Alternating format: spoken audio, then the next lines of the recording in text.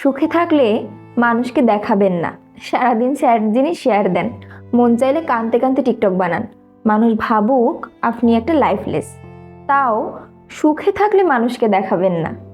Show off যে খারাপ জিনিস এটা সবার আগে টের পেয়েছিল এই দেশের কাপলরা। শো অফ করতো, তারপর ব্রেকআপ হয়ে যেত, তারপর অনেক কষ্ট করে সব ছবি ডিলিট করা লাগতো। তারপর শো অফ কি খারাপ জিনিস সেটা টের পেয়েছিল রাফসান্দা ছোট ভাই।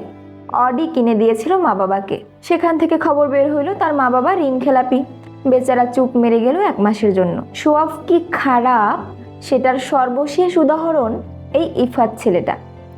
12 লাখ টাকা দিয়ে ছাগল কিনে ভাইরাল হবার পর সবাই আগ্রহ নিয়ে তার ব্যাপারে জানতে চাইলো। খবর বের হলো তার বাবা রাজস্ব বোর্ডের কর্মকর্তা। ওই লোক আবার ইফাতকে ছেলে মানতে রাজি না।